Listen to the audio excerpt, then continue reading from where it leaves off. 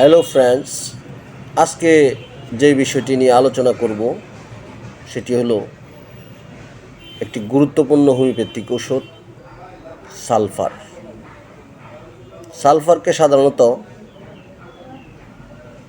আমরা king of সোরা বলে অভিহিত করি। এটি ব্যাপক ব্যবহৃত ঔষধ ও অত্যন্ত গুরুত্বপূর্ণ ঔষধ এবং উহার ব্যবহার অনেক গুরুত্বপূর্ণ। সালফার একটি খনিজ ঔষধ। এটি মূলত খুব গরম কাতর ফার্স্ট গ্রেডে,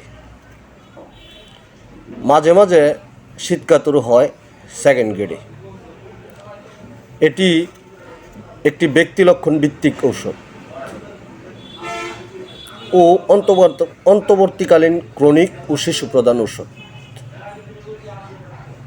অন্তর্বর্তীকালীন ঔষধ এজন্য বলছি, এটি যখন কোনো ঔষধ কাজ করতে দেরি করে তখন সালফার 2-1 মাত্রা ব্যবহার করলে পরবর্তীতে অন্য ওষুধে নতুন করে কাজ করা শুরু করে।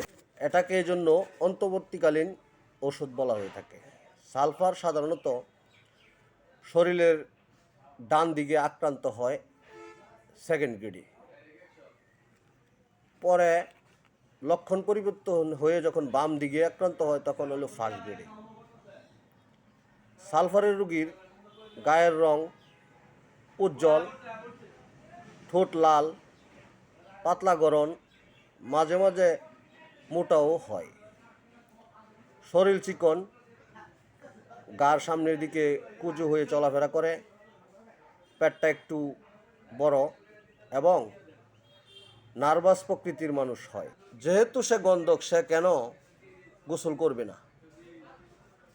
তার গরমও বেশি, ওর একটা স্বভাব, জেনারেল সিমটম এটা।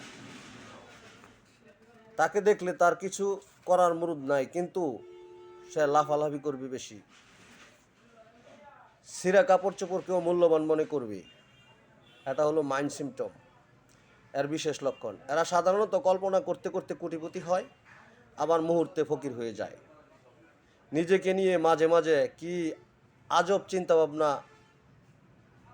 করি, এটাও আবার মনে করে।